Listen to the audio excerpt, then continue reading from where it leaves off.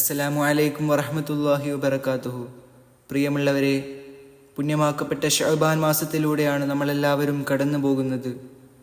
അതുപോലെ പുണ്യമാക്കപ്പെട്ട ബറാഅത്ത് രാവ് നമ്മളിലേക്ക് അടുത്തുകൊണ്ടിരിക്കുകയാണ്. നമുക്കെല്ലാവർക്കും അറിയാവുന്നതുപോലെ ബറാഅത്ത് രാവിൽ നമ്മൾ 3 യാസീൻ ഓതാറുണ്ട്.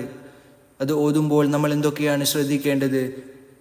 അതുപോലെ ബറാഅത്ത് രാവിൽ നമ്മൾ ഓതുന്ന യാസീൻ്റെ ഏത് നീയത്താണ് നമ്മൾ മനസ്സിൽ കരുതേണ്ടത്, നമ്മുടെ മനസ്സിൽ എന്ത് ഉദ്ദേശം വെച്ചിട്ടാണ് നമ്മൾ ആ 3 യാസീൻ ഓതേണ്ടത് എന്നൊക്കെയാണ് ഇന്നത്തെ വീഡിയോയിലൂടെ ഞാൻ നിങ്ങളുമായി പങ്കുവെക്കാൻ ആഗ്രഹിക്കുന്നത് ഇൻഷാ അല്ലാഹ്.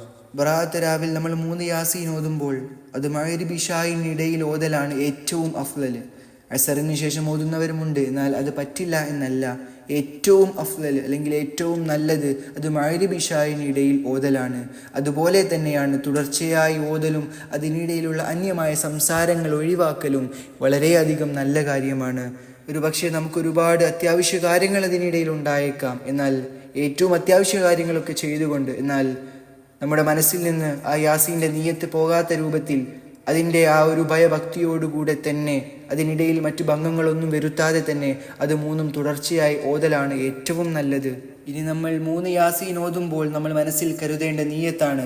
അതിൽ ആദ്യത്തെ യാസീൻ ഓതുന്ന സമയത്ത് നമ്മൾ നമ്മുടെ മനസ്സിൽ കരുതേണ്ടത് എനിക്കും എൻ്റെ കുടുംബത്തിനും ആഫിയത്തോടുകൂടെയുള്ള ദീർഘായുസ് ലഭിക്കണമേ എന്നാണ്. അതിനു വേണ്ടിയിട്ട് ഞാനൊരു യാസീൻ ഓതുന്നു എന്നാണ് നമ്മൾ മനസ്സിൽ കരുതേണ്ടത്. എനിക്കും എൻ്റെ മാതാപിതാക്കൾക്കും ഭാര്യമാർക്കും മക്കൾക്കും മരുമക്കൾക്കും അങ്ങനെ തുടങ്ങിയ നമ്മോട് ഏറ്റവും ബന്ധപ്പെട്ട കുടുംബക്കാർക്കും എനിക്കും ആഫിയത്തോടുകൂടെയുള്ള ദീർഘായുസ് ലഭിക്കുവാൻ വേണ്ടി എന്നാണ് നമ്മൾ ആദ്യത്തെ യാസീൻ ഓതുമ്പോൾ മനസ്സിൽ കരുതേണ്ടത്. ഇനി രണ്ടാമത്തെ യാസീൻ ഓതുമ്പോൾ എനിക്കും എൻ്റെ കുടുംബത്തിലും റിസ്ക് വിശാലമായി ലഭിക്കുവാൻ വേണ്ടിയിട്ടാണ് നമ്മൾ മനസ്സിൽ കരുതേണ്ടത്. അതായത് ഒരു വർഷത്തേക്ക് വേണ്ടിയിട്ടാണല്ലോ നമ്മളൊരു ബറാഅത്ത് രാവിൽ നമ്മുടെ കാര്യങ്ങളൊക്കെ കണക്കാക്കപ്പെടുന്നത്. ആ സമയത്ത് ഒരു വർഷത്തേക്കുള്ള എൻ്റെ റിസ്ക് നീ വിശാലമാക്കി തരണമേ എന്നാണ് അല്ലാഹു സുബ്ഹാനഹു വ തആലയോട് നമ്മൾ മനസ്സിൽ കരുതേണ്ടത്.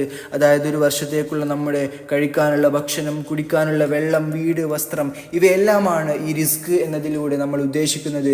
ഈ റിസ്ക് നീ വിശാലമാക്കി തരണമേ എന്നാണ് രണ്ടാമത്തെ യാസീൻ ഓതുമ്പോൾ നമ്മൾ മനസ്സിൽ കരുതേണ്ടത്. ഇനി മൂന്നാമത്തെ യാസീൻ, നമ്മളിൽ നിന്ന് ഒരുപാട് പേർ മൺമറഞ്ഞു പോയിട്ടുണ്ട്. അവർക്ക് വേണ്ടിയിട്ടാണ് നമ്മൾ ഓതേണ്ടത്. നമ്മുടെ ഉപ്പമാർ, വല്യുപ്പമാർ, അങ്ങനെ മാതാപിതാക്കൾ ഒരുപാട് പേർ നമ്മളുമായി ബന്ധപ്പെട്ടവർ ഇന്ന് 6 അടി മണ്ണിൽ അന്ത്യവിശ്രമം കൊള്ളുകയാണ്. അവർക്ക് വേണ്ടിയിട്ടാണ് മൂന്നാമത്തെ യാസീൻ ഓതുന്നതിന് മുമ്പ് നമ്മൾ നിയ്യത്ത് ചെയ്യേണ്ടത്.